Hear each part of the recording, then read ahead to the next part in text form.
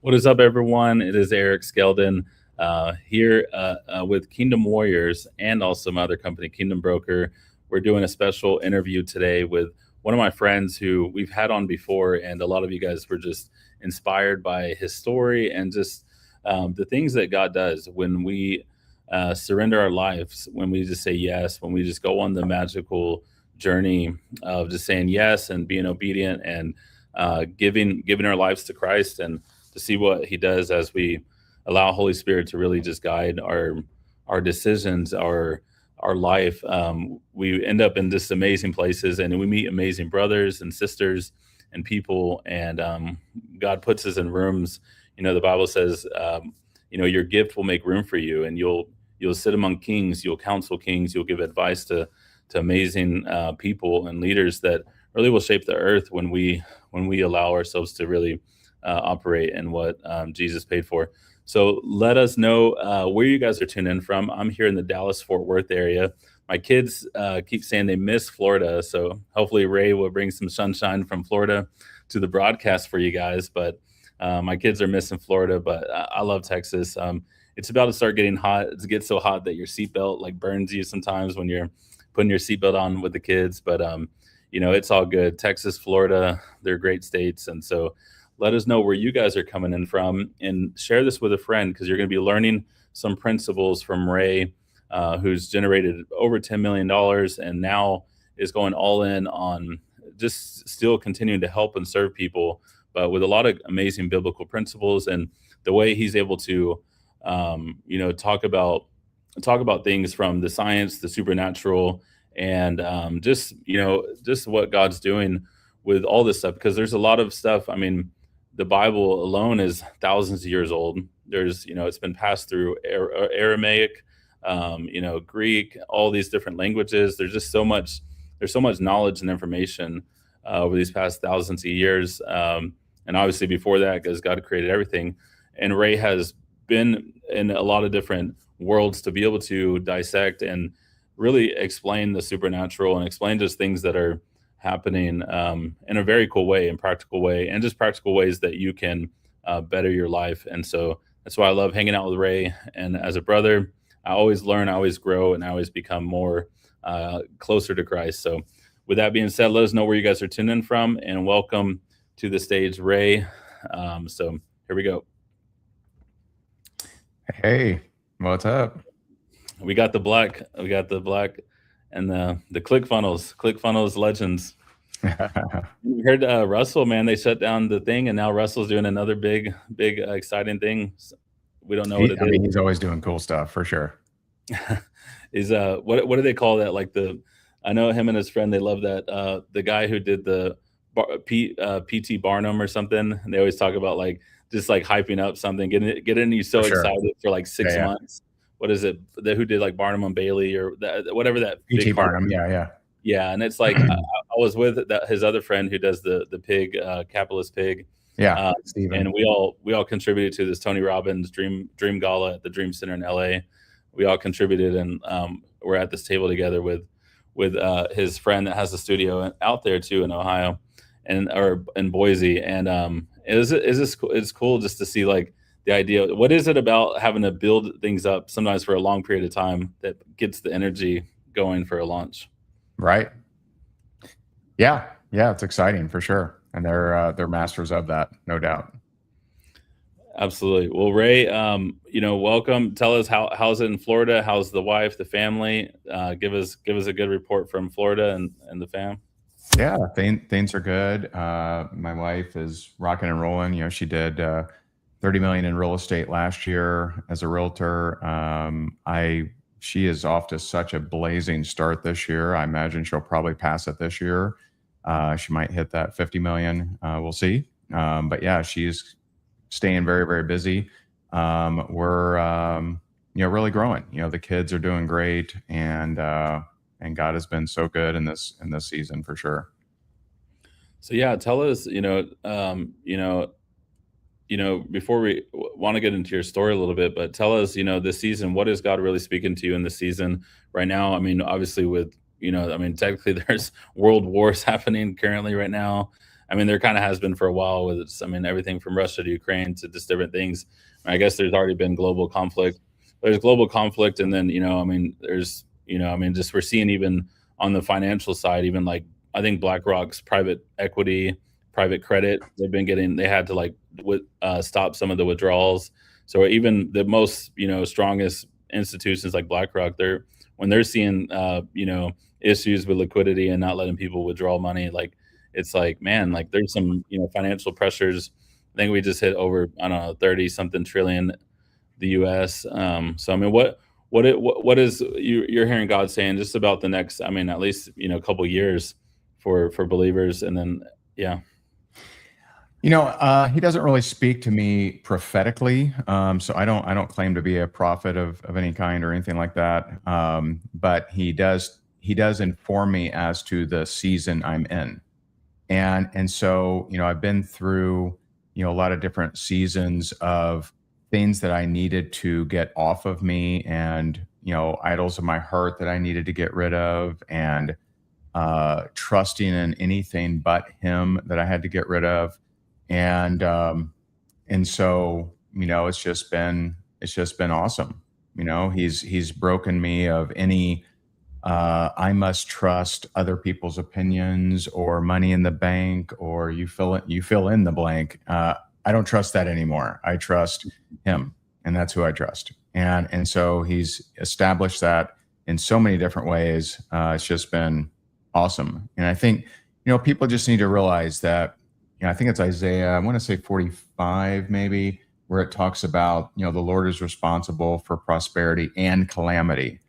and both are designed to draw you closer to him. And so the other night I was out, my wife and I were out to dinner with some friends of ours, and they run she runs an amazing charity organization called Project Outreach. And they just this past weekend, they gave out hundreds of pounds of meat to the people of Immokalee, which is a very low income area, because 9 months ago, the one grocery store they had closed down. It was a Winn-Dixie. Apparently, Aldi bought them, but hasn't renovated, hasn't reopened. And so these people are 40 minutes, these very poor individuals, 40 minutes with gas prices the way they are from any real grocery store. So they're basically eating dollar store crap. They're eating Pop Tarts and ho-hos and just nonsense, them and their family. And so her charity organization went out there and fed them. Some people were getting tens and tens of pounds of meat for them and their family, just given to them, which is pretty cool.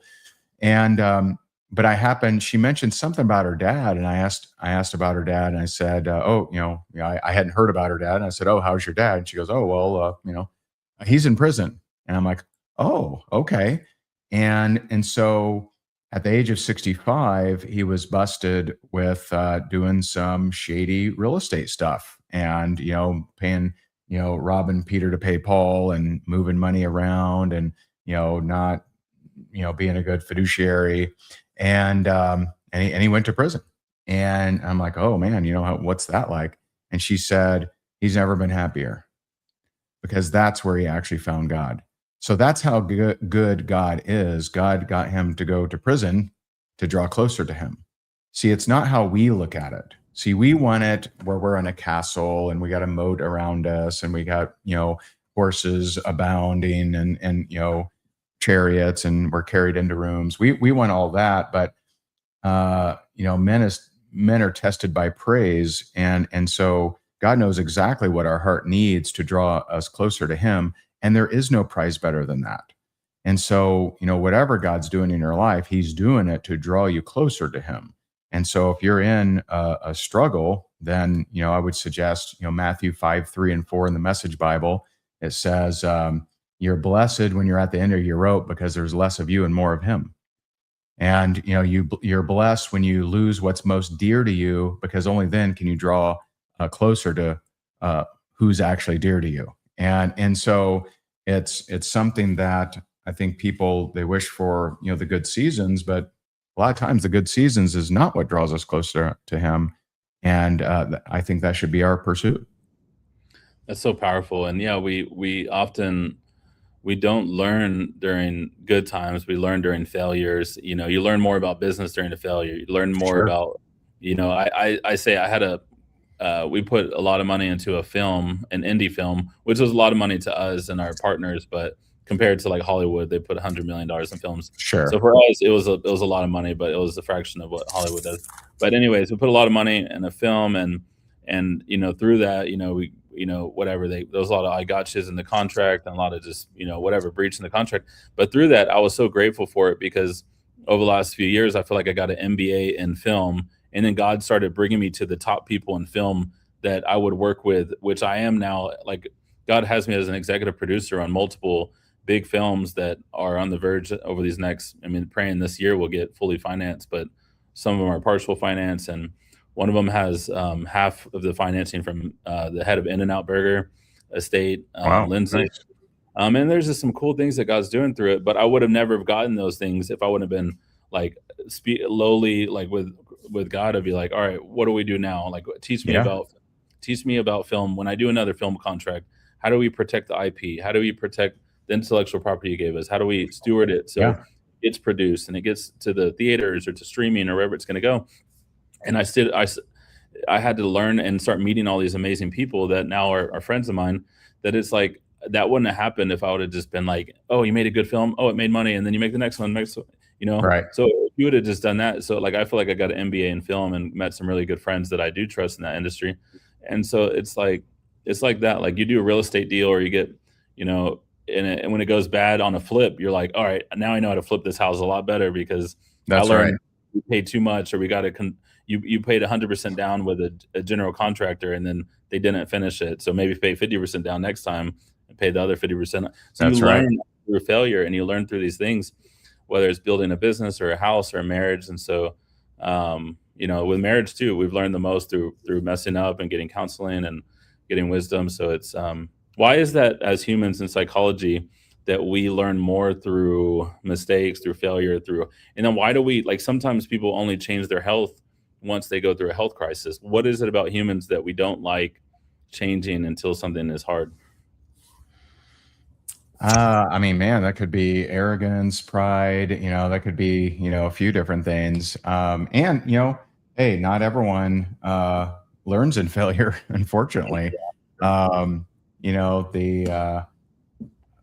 you know, like a dog returns to its vomit, a fool returns to his folly. And so there are some people that, and there's a really powerful verse in let me see if I can find it, but it's from Proverbs, I think 15.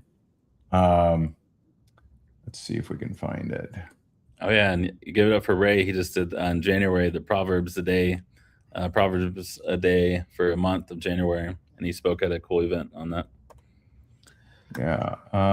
So let's see.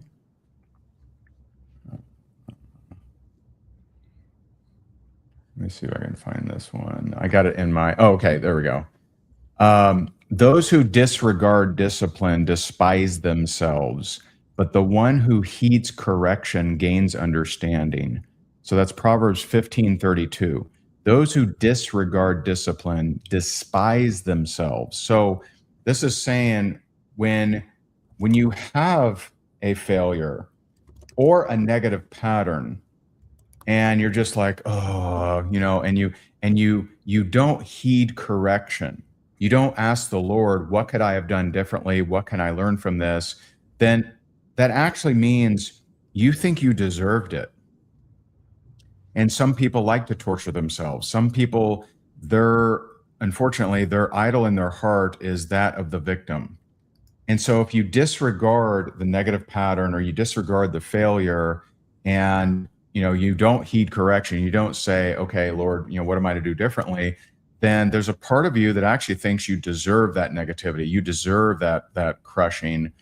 And that is not the type of steward who can go and lead large amounts of people, or can go and actually live out their God-given gifts. And so you have to become one that stops staring at the circumstance and turns more to God. 2 Corinthians 20:12, it says, we don't know what to do, but we turn our eyes to you, Lord. that's actually how you're supposed to respond to circumstances. That's how you're supposed to respond to situations of, I don't know why there's this lawsuit. I don't know why this thing, closed its doors. I don't know why this thing lost me millions of dollars or whatever that is.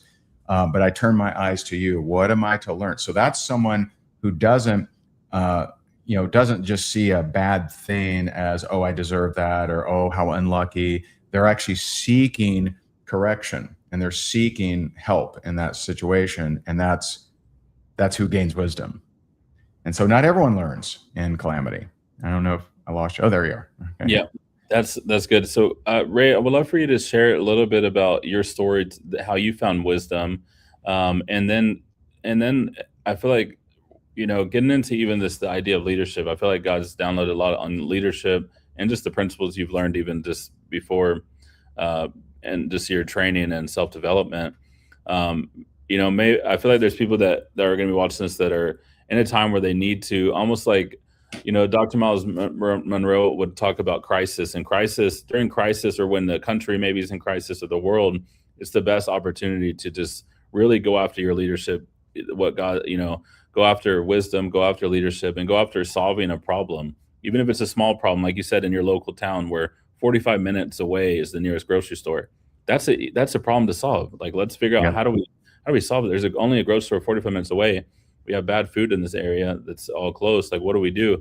And that's someone can, a leader can say, hey, I'm going to talk to government. I'm going to talk to the mayor. I'm going to talk to this, real estate investors. Let's solve a problem. And by doing that, you actually could set up, a whole, like, you can start the next Aldi's, or something, one grocery store that turns into 100, just by solving one problem. Be like, hey, how many other cities are there that the nearest healthy food store is 30 minutes away?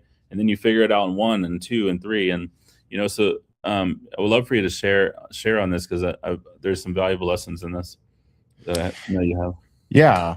You were breaking up a little bit there, just so you know. I think when it comes to that, a lot of times people they get like a big vision, right? And which is awesome. That's great. But I think about, Zechariah 4:10, it says, don't despise small beginnings, for the Lord loves the work to begin. And so feed one family, right? And so in the meantime, while you're working on these grandiose, amazing, scaled billion-dollar plans, like, help who you can, like let's be the good Samaritan and help the person on the street right now. And so I think, looking for situations, but to me, what I've learned is the most important is just to stay in step with the Spirit. I want to stay in step with the Spirit. I don't, Galatians 1:10 says, I can't be a people pleaser and a servant of Christ. And so there are many, many times, there's more times that my human part of me wants to respond to someone, wants to give to someone, wants to help someone. And I have to come to the realization that I'm not the Messiah. I'm not the Savior. If God calls me to give some of his resources to someone, I'll do it, no questions asked. And he's certainly done that. But there are some times where he purposely has placed that person in a position to rely on him. And if I come along and just with my worldly knowledge and just say, here's a check, then, and that's not meant to happen, then I could actually be taking them away from God, which would be a terrible thing. And so you want to stay in step with the Spirit. You want to, James 1:5, everyone knows, when you lack wisdom, ask will be given to you liberally and without reproach. And so we're allowed to ask for wisdom. And, one interview I saw that changed my life was with a guy named David Green, who as a kid dreamed of being a dime store manager, would have made him the most successful guy in his family. But instead he starts Hobby Lobby, and they have 44,000 employees, 1,055 stores. They do $8 billion a year, and they give 50% of profits to charity every year. They've funded over 1 billion children hearing the gospel. And I heard him in an interview say, my life changed when I turned every major and minor decision over to prayer. And I thought, well, if he can do that, then I can too. And so that's That's what I do. I pray about that. Am I meant to solve this problem? Lord, have you uniquely called me to help this situation, to help this problem? And if so, then I know his favor is with me. And I think sometimes we can easily fall into thinking we're here to save everyone, and we spread ourselves out too thin, and we miss the actual calling that God has for us. Because maybe we're supposed to help precisely, orphans, or we're supposed to help precisely, this particular thing, but we're too busy trying to save everyone that sniffs in our general direction. And so, you want to learn to stay in step with the Spirit is my big advice there. Amazing, Ray. And so, and then a little bit on your story, Ray. What, in 2 minutes, can you share a little bit of what happened over these past like 4 or 5 years? Yeah. So, the end of 2019, I had, generated over $30 million between network marketing commissions, online commissions, et cetera.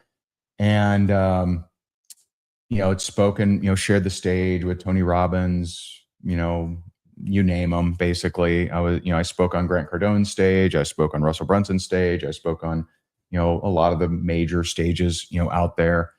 And I thought all that stuff would make me feel different about myself, and it hadn't. I had a great family, had plenty of money. 2019, we first year over $6 million, and so I thought, man, why don't I feel any better about myself? I thought this would fix me, and so I went on a journey. I tried a lot of different things because I grew up in a very abusive home, so I thought maybe I needed healing, and so I tried therapy. I tried hypnosis. I did 2 years of 1 to 3 hours a day of meditation. And all of that stuff helped. It did. It helped. It wasn't, I don't see it as harmful. It helped me, but it wasn't the answer. And so in 2022, my wife spoke at an event in Nashville, and she comes home and she says, "Hey, I met someone you should meet." And I'm like, okay, and I don't know him. He doesn't know me. I get on a Zoom. He lives in Miami. I live in Naples. And we get on that Zoom, and the first words out of his mouth are, "I see a big vision for you and God." And I'm like, oh, okay. I didn't grow up in the church. I didn't know one verse. So I figured, I was cynical. I just figured he's raising money or something, and, wanted to get me to donate some money or something. But we talked for an hour, and none of it makes any sense to me, but it feels true. And I don't, I'm confused, because I'm very new age. I got crystals everywhere, and everything. And so I don't know what to do. The next night we go to a networking function here in Naples, and I run into a guy that I'd met before, and I didn't remember I didn't remember his name. I didn't remember what he did or anything. And as soon as he sees me, he says, "I see a big vision for you and God," which is verbatim what the other guy said, and they don't know each other. And I'm like, oh, that's weird. And so he's like, "We need to pray." And so we're in the middle of this networking function. And this guy, 6'5", former corrections officer, Marine Corps, puts his big bare paws on me, and he's bellowing. I mean, we're at a networking function. There's people all around us, hundreds of people, and he's yelling. The one thing I remember him saying, I don't remember anything else, but the one thing I remember him saying is he said, "You're going to face a fork in the road, and you got to choose God." And he's screaming it. And this is a large man, and we're standing. Everyone else is seated. And so this goes on for what it seems like 20 minutes. I start weeping. I'm shaking. I don't know what the hell's happening. And after about 20 minutes, I'm like, this is kind of embarrassing. That's what I thought. And so I break out of the prayer clutch, and I look around at, no one saw anything. Now I could have reached out and hit 4 or 5 people with one hand. No one batted an eye. No one looked up. No one said, "Cut those guys off." No one said, "What's wrong with it?" No one noticed anything. And so I go downstairs from the event. I'm with my wife, and I'm really like, I'm confused. and so I look to her. I'm like, "Did that just happen?" And she goes, "Oh, it happened." And I'm like, "But no one saw anything." And she's like, "I have no idea." And like, she is just as bewildered as I am. And so I wrestle with that for a couple weeks, and I'm like, man, what the heck was that? And so a couple weeks later, I invite the original guy over. He brings a guy from church, and on November 14th of 2022, my wife and I accept Christ. The next morning, I wake up, and when my feet hit the floor, I realize I'm different. There's something different. And I don't know exchange of heart. I don't know born again. I don't know any term. I don't know new creation. I don't know any of that stuff that would signal to me that, oh, I'm supposed to think that I'm different. Like, I don't know any of that stuff. But when my feet hit the floor, this is a guy that did 2 years of 1 to 3 hours a day of meditation. I would actually wake up at 1 a.m. because that's when your melatonin is very high, and it would give you very incredible visualizations and meditation. And so I had done that for 2 years, right? So I knew my body. And when those feet hit the ground that next day, not the same body. And I'm looking at my hands. I'm looking at the sunrise. It's like in 4K. And I'm just like, what is going on? It was so different colors. My plants look different. And I just get this overwhelming nudge to pray. And I don't know how to pray. I don't know what to do. And so I just get on my knees. And I'm like, God, tell me what to do. I'll be obedient. If you want me to shut the business down, I'll shut it down. You want me on the road with a robe? I'll do it. And I get go live. That's what I get. Like this just resounding command in my head, go live. Now, I would not have thought that command. I'm just letting you know. And I'm like, oh wow, oh God. You ever ask God like to guide me, Lord? And then you get it and you're like, oh, is there anything else? Right? Is it multiple choice? And so I get go live. Now, I've been a public speaker for 20 years. I never said the word God from stage ever. And so I get go live. I'm like, oh man. And so I wrestle with it for a few hours, but I end up going live, and I call it my apology to God, because I realized that he had rescued me out of abuse, out of suicides, out of, one time I had to testify at a murder trial. He had rescued me out of drug addiction. He had rescued me out of all, and he had blessed me so much. He had placed me on the world stages, and I never acknowledged him, not one time. So he knew me, I didn't know him. And so I do that video. It gets 50,000 views the first day, which is a lot for a live. And the wildest part is I have over 200 people message me all over the world, Singapore, Malaysia, Australia, Canada, all over US. It was like they were in cahoots. Over 200 people messaged me and said, I've been woken up in the middle of the night to pray for you.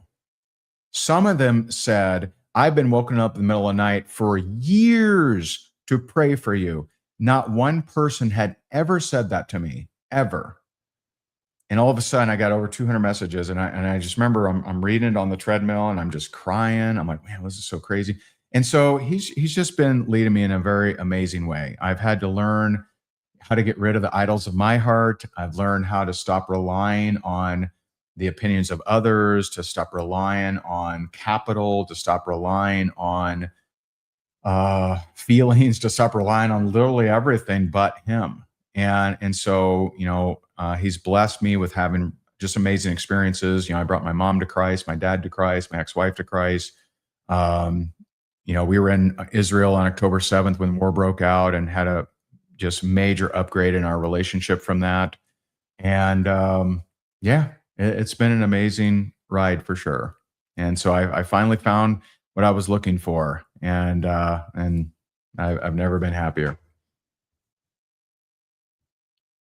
Wow. Yeah, I always love hearing that story. So shout out to Yaya and the big correction officer and all of them Sure. for being obedient. And so what is it, Ray, about just like stopping for the one? Heidi Baker was someone I looked up to when I first really came back to Christ, because I grew up in the church my whole life and went through the military, or right before I actually entered the military was when God really like got me back in 2013, and met my wife, and we actually got married the same year. I really gave my all to Christ, because that was I guess a big part of it was like a companionship, because walking, people sometimes think like when you come to Christ, everything's going to be just, cupcakes and rainbows, and Sure.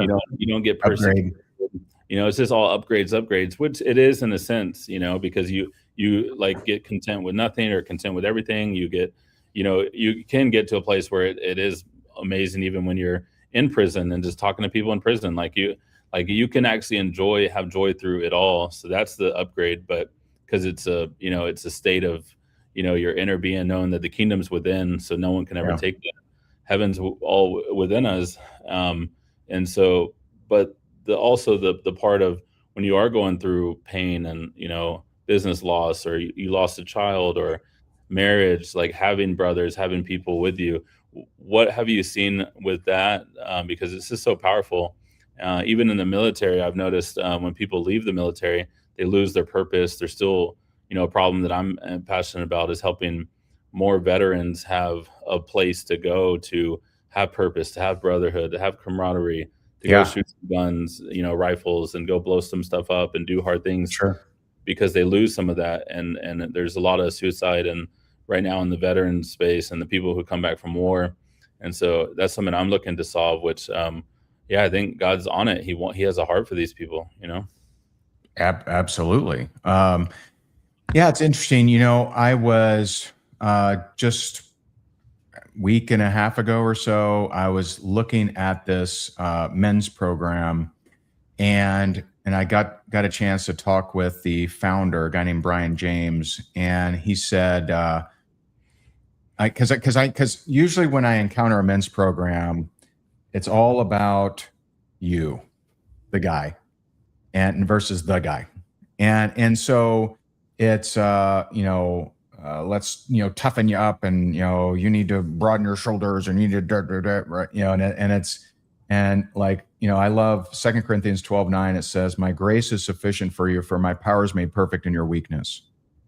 And so in the biggest, most awesome experiences I've had is when I was scared and I felt I was not equipped to do it. And that's exactly when God would show up and do something absolutely amazing. And, one example is 3 months in, I'm in Costa Mesa, California. I've been hired to speak at this event. And they asked me, they're like, "Hey, will you give your testimony on Sunday? We have an optional worship service." I'm like, "Yeah, definitely," because I'm on fire. And I had just come to the Lord 3 months ago, right? So I don't know anything about it. At that point, I don't even understand the gospel. Okay.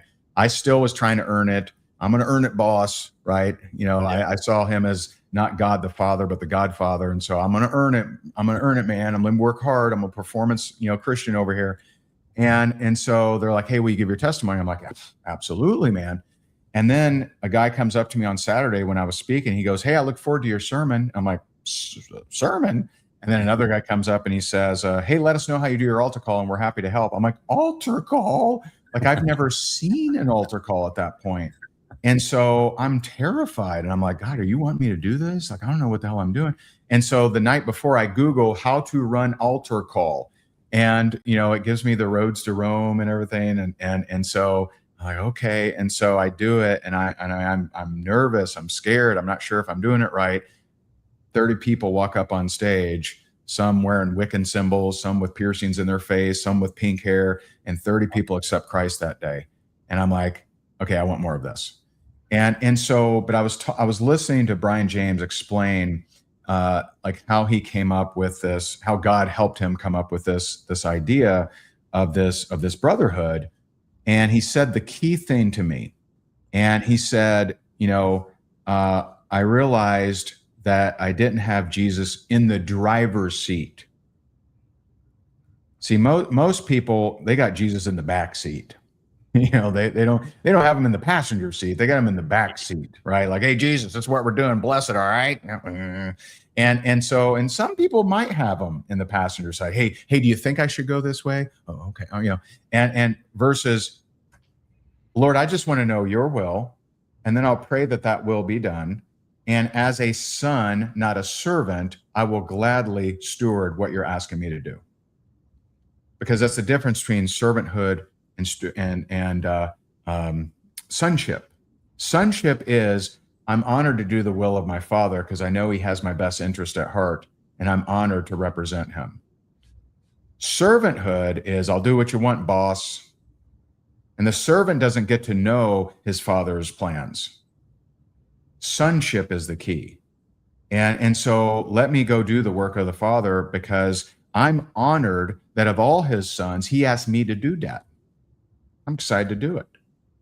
And so when I heard him say, I put, Jesus as the driver, now I knew this was a different men's program because every other men's program, to be honest, that I'd seen was all about us being the driver, us being the hero, us being the one. And that's just not reality. We can be great, we can be awesome with the gifts that God gave us, but we're here to make him the one, not me the one, him the one. And so that's when I got involved in brotherhood. And then I came to you with it and shared it with you. And, it's just so cool because it is like it's interesting, because it's like a high ticket mastermind without the high ticket investment. And oh, by the way, it's also faith-based, but you have some of the greatest minds in the world around business, sales, marketing, finances, and oh, by the way, it's faith-based, right? And so it's just been a blessing. Just yesterday, I brought a new brother to the brotherhood, and he invests in storage units, and so he's a real estate investor, and he's looking to buy a few homes here in Florida, and so I connected him with someone that he absolutely could not have been connected with unless he's in the brotherhood. So the two, when you or I have invested heavily to join a mastermind, I've been part of Joe Polish. I mean, I gave Grant Cardone 100 grand for 6 hours. I've been part of Russell Brunson stuff, and all of it's great. I'm not bashing any of that stuff, but we go for two reasons. We go for great content and connections. Who are we going to meet in the room? And this brotherhood that I'm grateful you decided to lock arms with us. It does those two things, but without that humongous investment. So it's just been great, man. Yeah, this is so glad, and it's interesting. The other brothers that are leaders of it. One of this company, or it's above on the top right of Ray's, has a little bit of equity because he was someone I was trying to get mentorship from. And, I ended up giving him some equity in my company, and he advised me, connected me with some people. Ray's right. Like I've been a part of, I think even he was in one that I was going to get in. Two of the people, David and Brian, were in like board of advisors out in like Sarasota for 25,000 a year. I was going to join that one with David a couple of years ago. And then I was in the biggest one I was in at mastermind was $30,000. And you're right. You're trying to be in it to be around other people who are high level that hopefully you could do one deal, one relationship away. As some people say, you're one deal, one connection, one funnel, one relationship away from, a partnership or something cool that will pay for that whole 30,000, which that's happened in a lot of the masterminds I've been in. And, I've done a $10,000 one, and the thing is like with this is it's almost like crazy to even say how much it is. Cause it's like, how do we even get this blessing? And you can actually make it to where people, you get a part of it and people, you can actually earn, or what is it? So talk about one, like, what is it? When do they meet? What is it like? And then two, and how they've made it in a way which you and I like, cause we're like affiliate marketers where you can actually bring, I love it. They said bring someone who will hold you accountable, and then bring someone who will kind of maybe inspire you further, someone you'd want. And for me, we used to say in Kingdom Warriors, our thing would just say tag a battle buddy. Always do something with a battle buddy. If you're doing a training, bring a battle buddy. So it's I love it because with our whole Kingdom Warriors world, we got a lot of veterans and Kingdom Warriors and special forces and a lot of Army vets, because I was this Army vet, so I'd attract some of them. But for the veterans, you want someone in your foxhole that if things go down, each other, have each other's back. You're willing to shoot it straight with the other person. Say, hey man, we're hanging out and you look very depressed. What's going on? Or, hey, the way you treated your wife, man, why were you so angry that day? It seemed like you weren't being as kind. And just someone who could just talk to people, and man, thanks for noticing that. Yeah, this is what I was, so it's like those are things that are huge because most people don't have people who could do that for them. No. Now, Or most men, because the group, it is a men's program. Most men, they have buddies. They got drinking buddies, they got fishing buddies, they got hunting buddies, sports buddies, right? And that, some people, they say iron sharpens iron, but if neither of you are actually trying to grow the other, it ain't iron, neither side. And so, you want people around there. Like I remember, my best, man of iron that helped me. Okay. Other than the Lord, of course, but a human iron. All right. So my best human iron was a guy named Mark Hoverson. And I remember he saw the interview where Grant Cardone interviewed me on on one of his shows, and people are calling me, dude, congrats, man. Hey, way to go, man. Dude, that was fire. He calls me and he's like, Ray, next time, pick your shoulders up. You were slouched over, and he's doing it. He's not doing that publicly, okay. So he's not some hater or something. He's not like, like he called me privately. He's like, hey, bro, great interview. Next time, sit a little straighter. You were kind of slouched over. And, and he gave me a couple things. And that's why I loved him so much. He passed away a few years ago from pancreatic cancer and just a, terrible loss, but a great gain for heaven. That's iron. Iron is not, hey, hey, let's go hang out and bowl or play darts or lift together. It's let me point out, what's in you in a way that I actually want to help you, not to bring you down, not to, and it reminds me of, Ephesians 4:29. It says, do not let unwholesome talk come out of your mouth, but only what is helpful for building others up according to their needs. Not your righteousness, their needs. And so that's the kind of environment it is. And, I love it that they didn't want to cheapen it. And yes, there is an affiliate piece, you can be an affiliate. But what I love about it is it's not like a money game or something, because you actually can't join and then just go start selling and make money. You actually have to refer 3 brothers before you can even be an affiliate. And that's optional.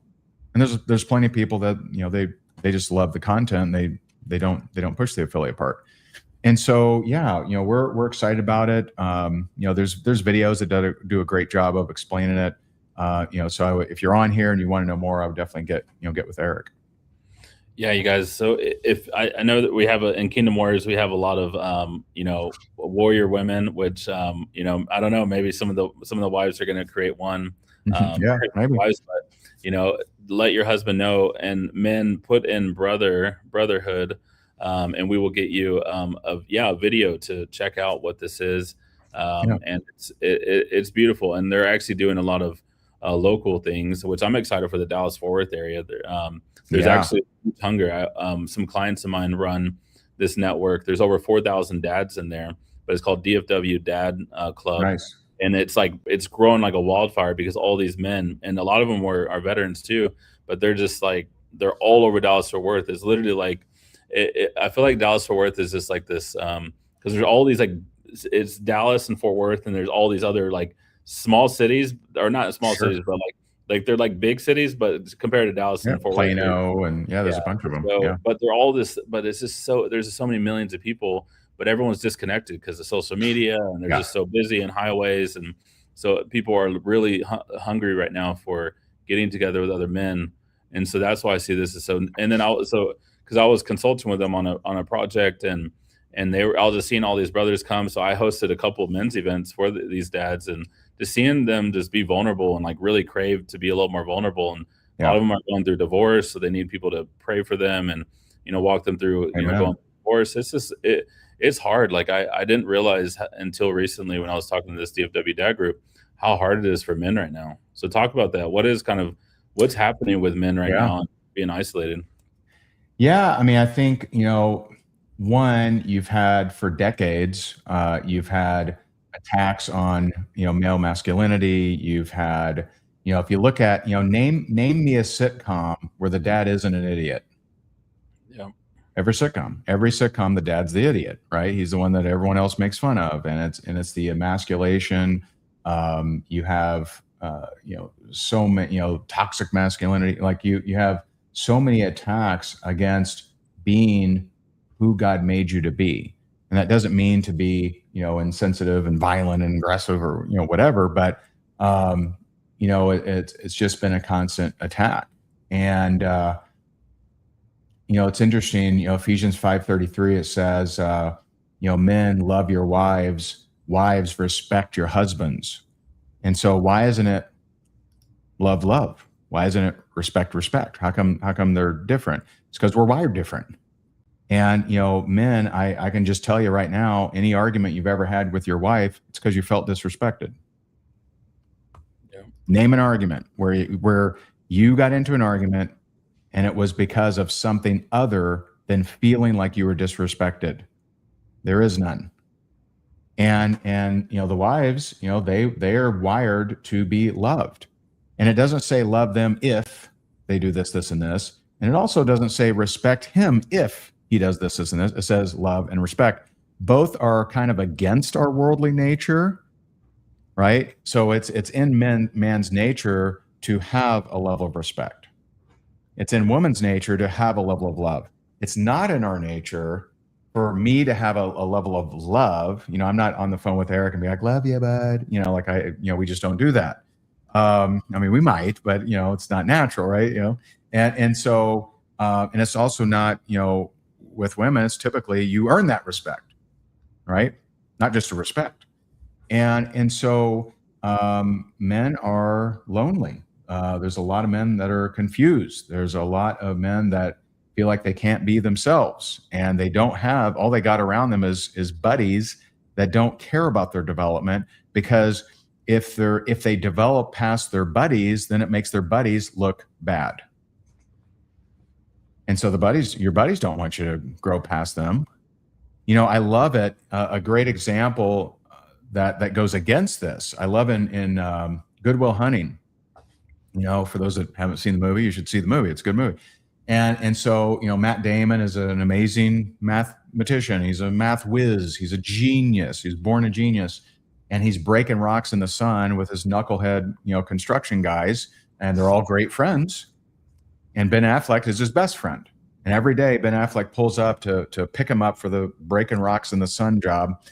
And, Matt Damon tells him, he goes, yeah, they're trying to get me to do, military intelligence and tell them what village to bomb and everything. And, I just want to be here with you guys.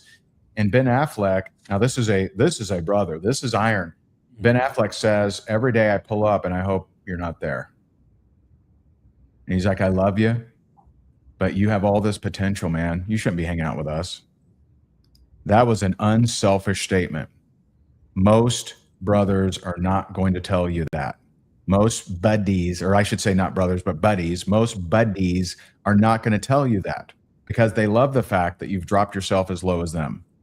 They love the fact that you use vulgar language. They love the fact that you drink till you get stupid. They love the fact that you're out of shape. They love the fact that that you ain't trying to get better. And if you do try to get better, what do the buddies say? The buddies say, oh, trying to learn something. Oh, you're better than us, huh? Right? They try to bring you down to size. That's the brotherhood of weakness. And so you got to break yourself out of that weakness. How do you do that? Well, it's not easy for everyone. You can't just, currently you can't just plug in locally. But at some point, I believe you will be able to. And so we're actually running an event, this Saturday in Sarasota, next month in Boise, and there are fire to fires that are spreading out all across the country, and I think we're in 4 countries now, and so it's going to keep spreading. And so if you want to learn more, get with Eric, and he'll certainly share it with you. Awesome. So I'm going to run through this quickly, but Ray, this is amazing. But we talked about some of the problems the men are facing and the solution, Millionaire Man Cave. Ray, talk about, these guys, they are, a lot of them are millionaires that are in this program that you'll be able to connect with and meet. but Yeah. they're also going after health, wealth, their faith. They're putting Jesus first. Talk about that, and like what does that look like for someone who's, you know, thinking about being around someone who, but it's not just about making money or, Yeah. it's like, what, talk about the integration of these things, faith, fitness, family, where it does matter about, making sure your family is very important in it. It's not just Absolutely. sacrificing your family for business. And Absolutely. So every week you have one of the leaders that dives deep the whole week into one pillar. And, whether it's, faith, finance, fitness, uh, fight, there's different, different pillars. And one leader each week is designed to go after that. And so every Monday at 8 p.m., we have a live training. And every Thursday at 8 p.m., we have a live training for our members. And so it is incredible content. You get to hear different perspectives. So, one leader will speak on faith differently than another, and you're going to take some pieces from one and one from the other, and it's just extremely powerful. You have some of the smartest minds in the world talking about finance, talking about family and friends. And for me, it's funny because I left this one off and I labeled them off. Friends. Historically, I've struggled with friends. I have not struggled with business. And over the last few years, God has really helped me with family. So I feel good there too.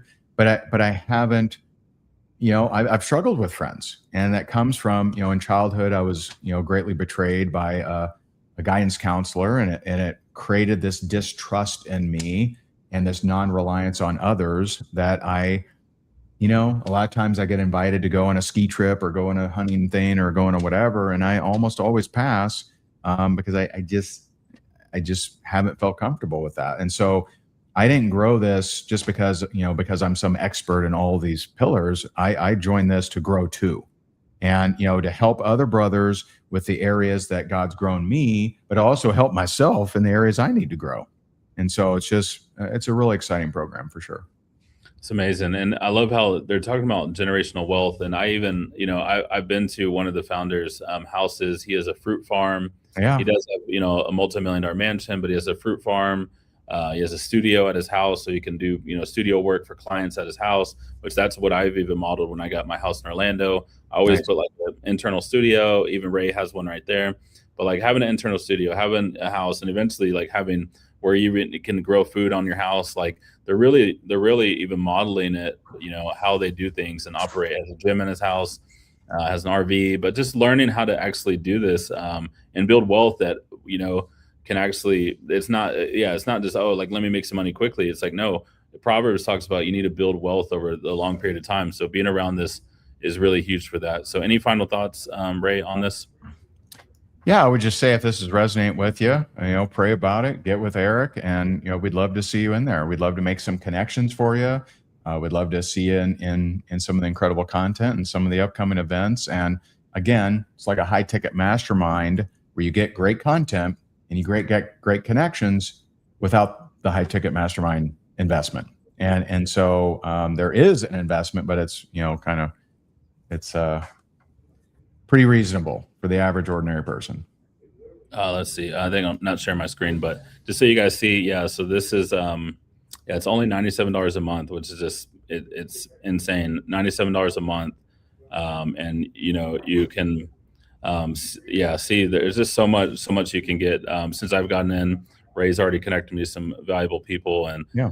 2 times a week you're going to be on there with the brothers, being vulnerable, and just even solving one of your internal problems alone is going to just make or break a lot of the things. Is solving some of the internal stuff, asking questions, getting vulnerable with other guys in the brotherhood Yeah. is going to be huge. So if this is for you guys, DM me brotherhood or comment on the link below. We'd love to talk to you guys. And yeah, I think the more men can come together, we can love our wives better, we can love our children better, we can transform our local cities, and then ultimately the planet, just with all these guys growing all over the world. So Ray, would you pray for us today? And thank you so much for your time. Yeah, absolutely. Thanks for having me. So, Father, we're so grateful for you. Father, thank you for your presence. Thank you for being here with us, Lord. Father, thank you for blessing every single person that sees this, Lord. Thank you for giving them vision. Thank you for giving them clarity, guidance, direction, wisdom, strength, and discernment. Thank you for helping us all to see ourselves the way that you see us, Lord. And thank you for helping us to fully realize how much you love us, Lord. And thank you for helping us to bring more hope to others and more glory to you. You're worthy of all praise. You're worthy of all glory and power and strength. And we're honored to be your children. We thank you in Jesus' mighty name. Amen. All right. Awesome. Well, Awesome, thank you, guys. guys. Have a great Appreciate day. you, Eric. Bye, guys.